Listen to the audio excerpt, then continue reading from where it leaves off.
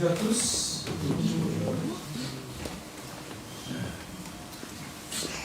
Quelle chaleur de pouvoir se rencontrer une matinée si froide comme aujourd'hui. Hein?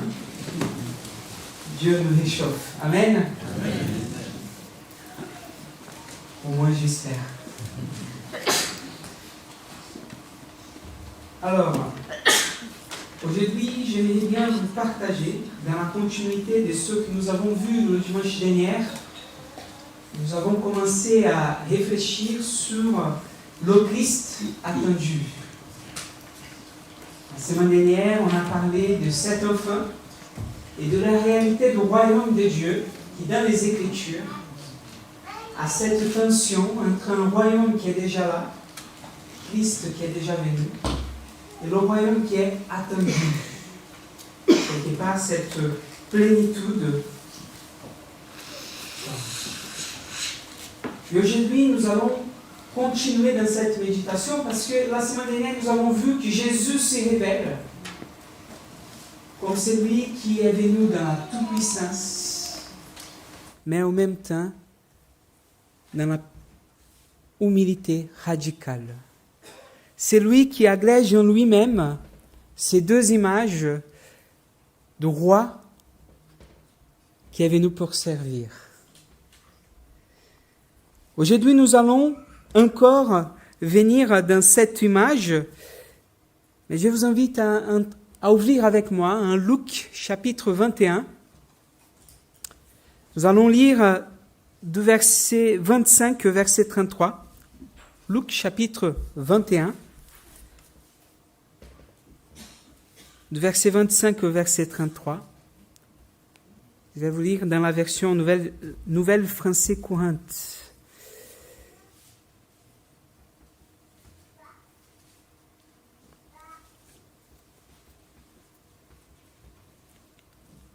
Il y aura des signes dans le soleil, dans la lune et dans les étoiles. Sur la terre, les populations seront dans l'angoisse, rendues inquiètes par les bruits violents de la mer et des vagues.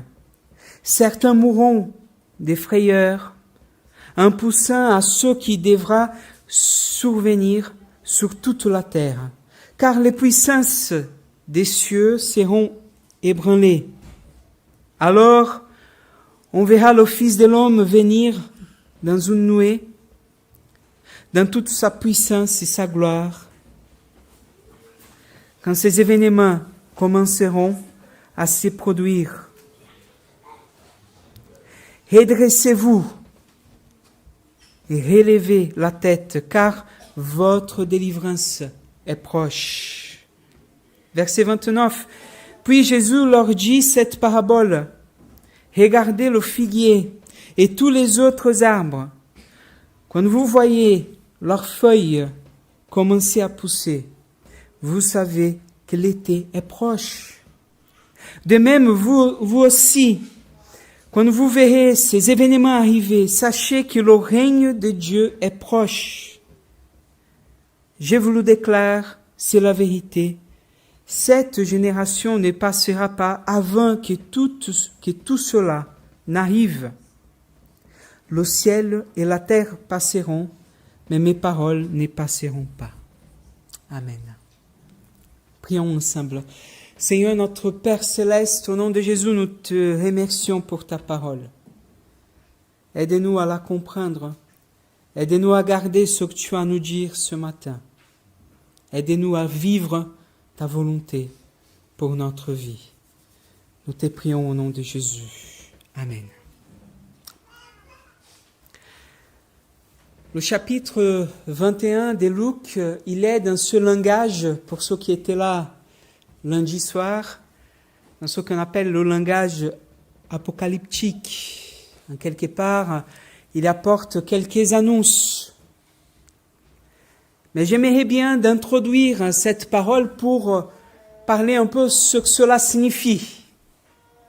Parce que le langage apocalyptique dans la Bible, il n'est pas seulement là pour, en quelque part, faire comme Nostradamus, essayer de prévoir la fin.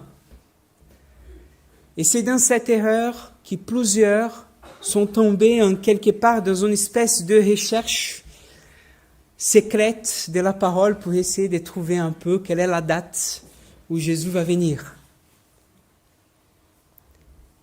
Le langage apocalyptique dans la Bible, dans la parole, il est là pour nous expliquer qu'au-delà de la souffrance, il y a une vérité, il y a un Seigneur, il y a un Dieu.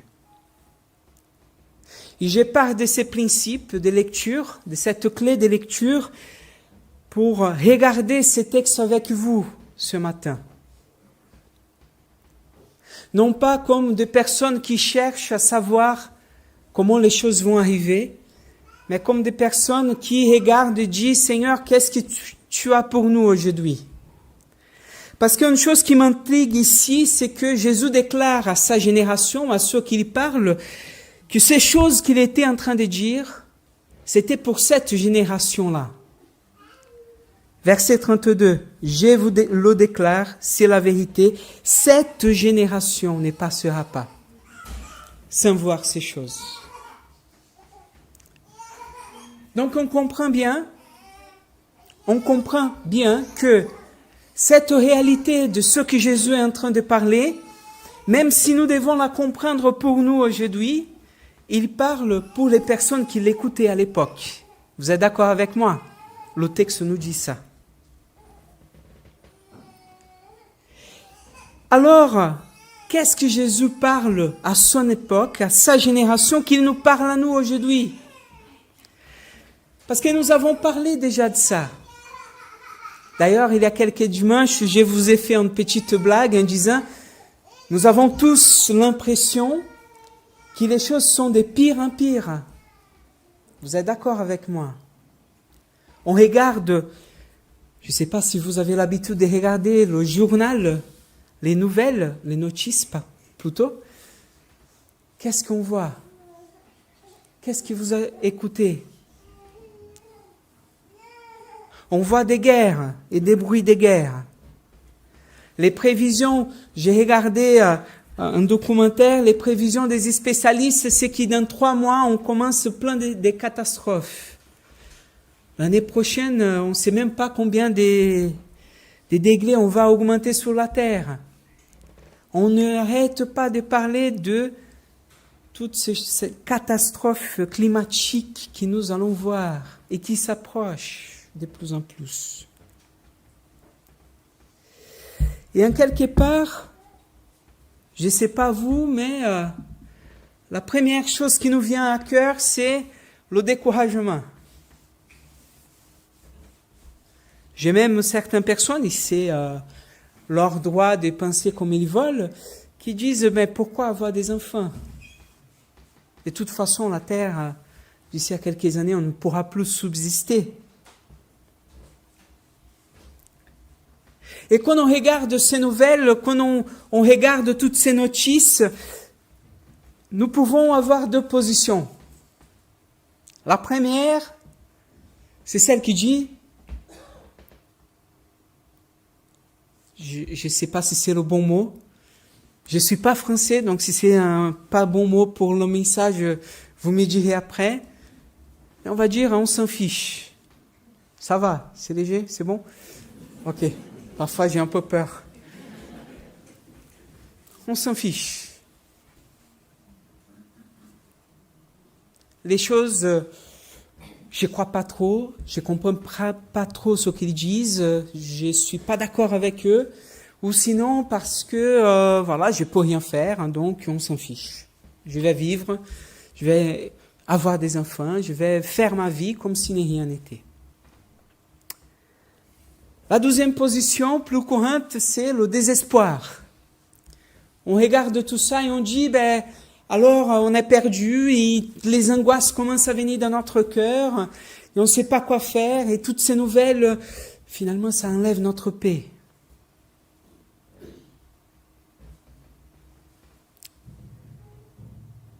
Jésus nous propose une 3e voie. Et cette 3e voie, il nous propose en nous disant, voilà, vous aurez entendre des bruits de guerre et ça va venir.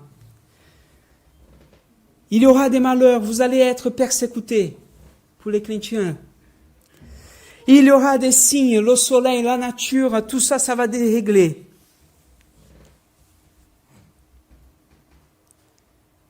Et Jésus nous dit, regardez tout ça avec espoir. Donc le troisième voie que Jésus nous ouvre ce matin, c'est la voie en quelque part de la confiance dans notre atteinte. Regardons toutes les choses, non pas comme des personnes qui méprisent les choses qui arrivent,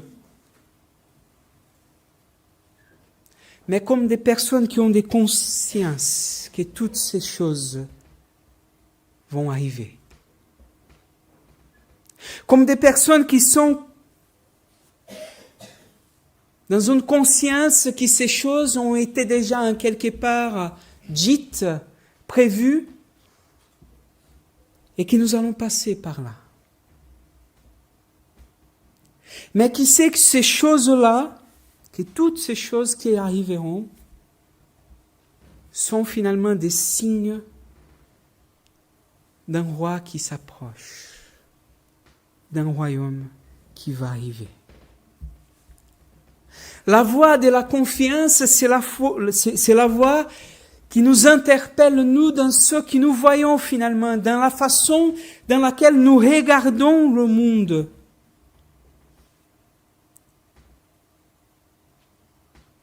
Parce que c'est ce que Jésus est en train de nous dire. Et je trouve très intéressant de comment Luc, l'auteur du livre, va articuler toutes ces narratives et ces informations. Parce que avant de commencer à prédire tout cela, le chapitre 21 commence par le sacrifice de la veuve. Cette dame qui était là devant le temple et qui n'avait que 2 petites pièces à donner. Il y a quelque chose là qui me dérange. Jean-Daniel, si on peut voir ça, s'il te plaît.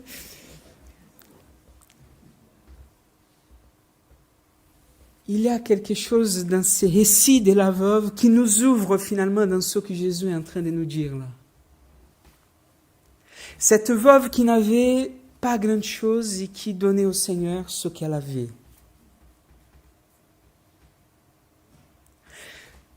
Frères et sœurs, si on regarde la réalité de la vie, qui de nous peut contrôler toutes choses? D'ailleurs, la parole nous dit, et c'est Jésus même, nous venons de chanter, ne vous inquiétez de rien. Et quand il nous dit cette parole, ne vous inquiétez de rien, ce qu'il dit, c'est qui d'entre vous pourrait mettre 1 centimètre de plus, quelques secondes en plus de votre vie? Qui d'entre vous pouvait contrôler quand vous allez partir?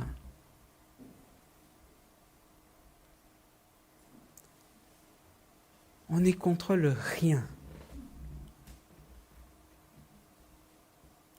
On peut même avoir des assurances, c'est bien, ça nous aide. Mais la vérité, c'est qu'on ne contrôle pas grand chose.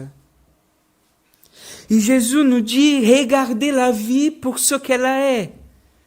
Ne regardez pas comme celui qui a le contrôle de toutes choses, comme celui qui peut faire toutes choses, comme si toute votre vie était dans ce monde et dans ces choses que le monde nous apporte. Ne centrez pas votre vie dans ce que vous gagnez, dans votre emploi. Ne concentrez pas votre vie dans votre famille. D'ailleurs, j'ouvre une parenthèse. Combien de couples s'y perdent? Parce que quand il naît des enfants, ils donnent la priorité aux enfants. Parce que la priorité est dans le mauvais endroit. J'ai dit à toutes les familles qui sont là aujourd'hui, la priorité d'un couple, c'est le couple, avant tout. Après viennent les enfants.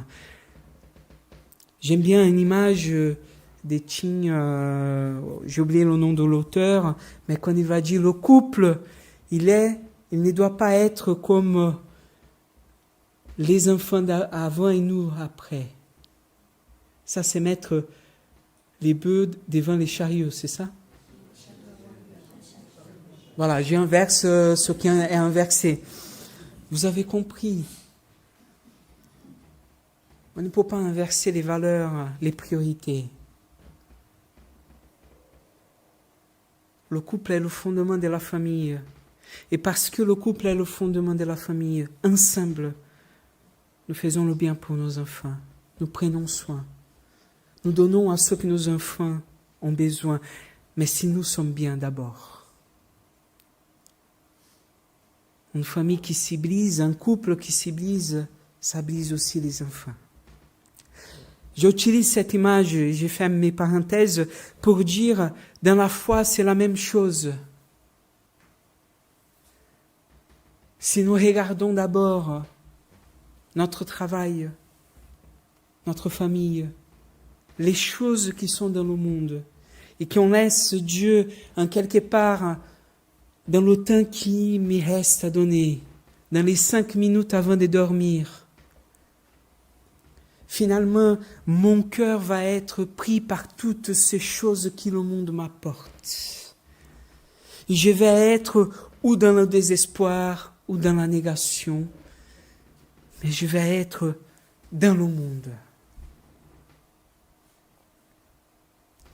Quand je mets la bonne priorité, et c'est ce que Dieu est en train de nous dire là ce matin, l'esprit qui me vient, c'est l'esprit de la confiance. Parce que la souffrance viendra, les difficultés viendront, mais notre Dieu et ses promesses ne passeront jamais. Christ nous dit, mes paroles ne passeront pas. Ces choses arriveront. Ce qu'il a prévu sont déjà arrivés. Israël était sitié, le temple a été détruit. Bref, ils ont passé par toutes. Les disciples ont été persécutés. Ils ont été mis à mort. Ils ont entendu des bruits et des guerres. Les guerres ne sont pas là récentes. Ça fait 2000 ans qu'on se bagarre les uns contre les autres. Et même plus d'ailleurs. D'ailleurs, j'ai été frappé par une évidence que j'avais jamais pensé, mais qui était là dans les Écritures. Le premier homme à naître dans les Écritures, c'est Caïn. Adam et Ève ont été créés, vous êtes d'accord avec moi. Mais le premier qui a été né, Caïn, après Abel. Et le premier homme, depuis le premier homme, on était déjà en guerre. On commettait déjà des meurtres. Donc Jésus nous dit l'évidence même, ces choses sont là, mais elles sont là non pas pour vous, non pas comme un sujet de désespoir, non pas comme un sujet de peur, non pas quelque chose qui doit vous faire craindre. Mais qu'est-ce que Jésus nous dit ?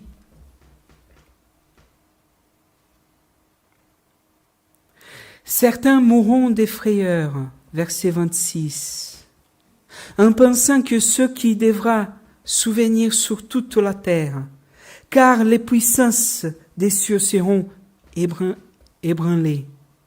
Alors, verset 27, on verra le Fils de l'homme venir sur une nuée dans toute la puissance de sa gloire. Verset 28, regardons, quand ces événements commenceront à se produire, redressez-vous et relevez la tête, car votre délivrance est proche. Regardons, élevons notre regard, voyons parce que notre délivrance est proche.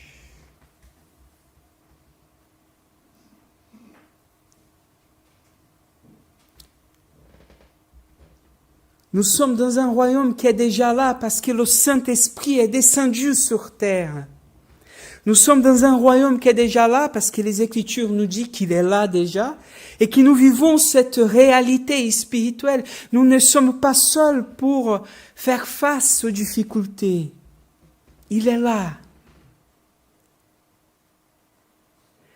Mais plus encore, notre espérance doit être dans cette confiance que les promesses de Dieu ne passeront pas, que Dieu prépare pour nous une demeure, comme il nous dit qu'il allait préparer, qu'il vient et qu'il s'approche de nous. Je ne sais pas en France, mais au Brésil, au milieu chrétien, il y a quelques semaines, il y avait une, comment on appelle ça en français, un trend, je ne sais pas.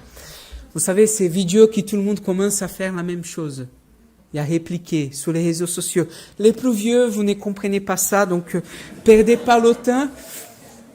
Moi non plus, je comprends pas trop qu'est-ce qui les anime. Mais une des choses que les chrétiens faisaient, c'est que ils étaient là en train de regarder la télé, donc ils mettaient leurs vêtements pour faire comprendre à l'autre qu'il est resté. Jésus est venu et l'autre est resté. Il y avait même toute une église qui a fait une blague avec le pasteur. Il est parti, ils étaient dans une répétition, il est parti, ils ont mis leurs vêtements, le même vêtement qu'ils étaient, ils ont mis sur les chaises, le pasteur revient, où est tout le monde? Ils sont montés. Moi, je suis resté pour faire peur. Et parfois, on peut avoir peur de ça. Jésus est venu et je suis resté, ou je suis au sol. Tout le monde est monté. Je vais éteindre toutes les lumières à la fin. Si nous regardons les choses à venir et si nous avons peur, c'est parce que nous avons mal compris. Christ nous dit aujourd'hui, notre regard doit être celui de l'espérance et de la confiance. Parce qu'il vient bientôt. Bientôt il vient. C'est pour ça que la suite, elle est pour nous importante. Parce que Jésus, dans cette image qu'il va donner de la parabole, c'est une image très simple. Il suffit de regarder la nature pour voir quand l'été va arriver. On regarde un figuier, on voit toutes les petites signes qu'il nous donne, les petites fleurs qui apparaissent. On sait qu'il était proche. On a appris à regarder le temps et on a appris à apprivoiser toute la nature à peu près. Pour nous, nous devons apprendre à regarder les signes du Seigneur. Et comment nous pouvons nous préparer? Comment nous pouvons être dans cette confiance? C'est la question qu'on peut se poser, moi et toi. C'est là que la veuve et le récit de la veuve nous est important. Parce que le récit de la veuve, elle nous montre à moi et à toi que la seule façon d'être en confiance avec Dieu, c'est de lâcher prise de ce que nous avons et de donner, même si nous n'avons pas beaucoup à donner. Rassurez-vous, je ne vais pas refaire les offrandes pour votre dîme. Il ne s'agit pas de donner de l'argent. On n'est pas dans l'évangile de la prospérité. Ce qu'il nous dit là, pour nous, pour moi et pour vous, c'est que Dieu souhaite que nous vivons d'une façon où on ne soit pas prisonnier de posséder. Où on ne soit pas prisonnier de l'avoir. On ne soit pas prisonnier des personnes de notre vie. Parce qu'on peut faire des personnes des idoles quand ces personnes prennent une place de Dieu. Ce que Dieu nous dit ce matin, c'est que la seule façon de se préparer à sa venue, la seule façon d'être prêt, la seule façon de tenir cette confiance et cette espérance, c'est de lâcher prise. D'avoir la conscience que je ne contrôle pas les choses. Et d'être dans un esprit d'adoration de celui qui dit, Seigneur, tout ce qui est à moi est à toi. Prenne ce que j'ai.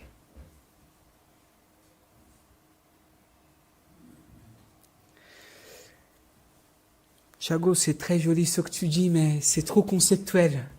Encore. Lâcher prise, tout ça, c'est facile à dire. Mais concrètement, comment on peut faire ça dans notre vie?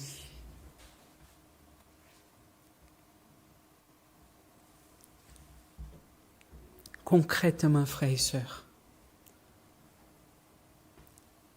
la seule façon de le faire, c'est dans une vie qui apprenne à être dans la prière et dans la connaissance de la parole du Seigneur. Il n'y a pas de secrets cachés, il n'y a pas d'esprit qui va descendre, il va faire le travail tout seul. L'esprit, il est là. Il a la puissance de Dieu. Il est un cadeau qui nous donne une capacité à être. Mais c'est à nous. Seigneur, là, demain, comment je vais faire? Je n'ai pas trop le temps. Je vais prendre 5 minutes le matin, 5 minutes l'après-midi, 5 minutes le soir et 5 minutes avant de dormir. Je ne sais pas, je commence. C'est ma première fois. Je prends un verset, je lise. Je dis, Seigneur, aide-moi à comprendre. Je prends le même verset, je le lis à nouveau. Je dis, Seigneur, aide-moi à comprendre.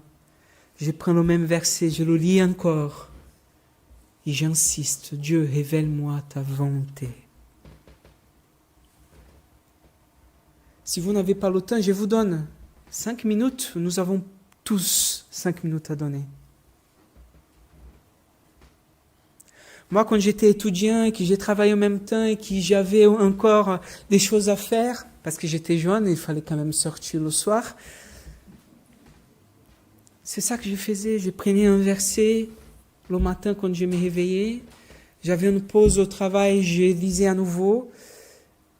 J'étais dans le bus pour aller à la faculté, je lisais encore le même verset. J'arrivais le soir, je lisais encore le même verset. Et j'ai resté là, Seigneur, aide-moi à comprendre. Qu'est-ce que tu veux me dire? Il n'y a pas de secret dans notre vie. Plus on sera dans le Seigneur, plus on connaîtra sa parole, plus on connaîtra le Seigneur par nos prières, par notre dévotion, plus on va réussir à le regarder, plus les nuages vont sortir, plus cette espérance et cette confiance seront dans notre cœur.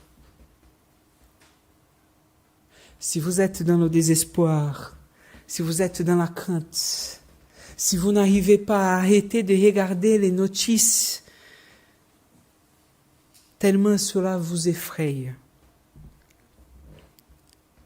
commencez par là. Simple, facile. Mais c'est plus facile à dire qu'à faire. Mais commencez. Frères et sœurs, il y a un proverbe que j'ai entendu, je ne sais pas de qui c'est, mais qui nous dit on ne peut pas s'attendre à avoir des résultats différents si on fait tous les jours les mêmes choses. Tu ne peux pas demander à Dieu, Seigneur, je veux t'abandonner, je veux m'abandonner entre tes mains. Si tu continues dans ta vie tous les jours à faire la même chose, c'est que des paroles en l'air. Si je peux vous encourager aujourd'hui, c'est agissez-vous. Faites quelque chose. N'attendez pas sans rien faire. L'espérance chrétienne, c'est une espérance active, agissante. C'est quelque chose qui nous change, qui nous fait bouger, agir. Agir. Prions.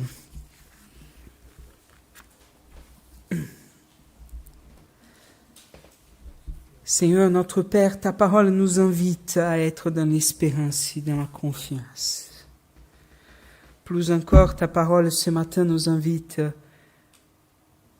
à mettre des choses dans notre vie, à apprendre de toi, à développer notre vie, à apprendre à donner. parfois le peu que nous pouvons donner.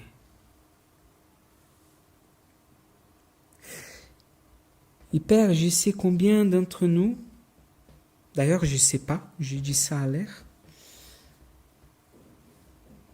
je ne sais pas combien d'entre nous sommes parfois découragés, sentons notre vie spirituelle comme quelque chose un peu loin, du dimanche matin parfois. Nous n'avons pas le courage d'ouvrir nos Bibles ou de prier. Toi, tu connais, Seigneur.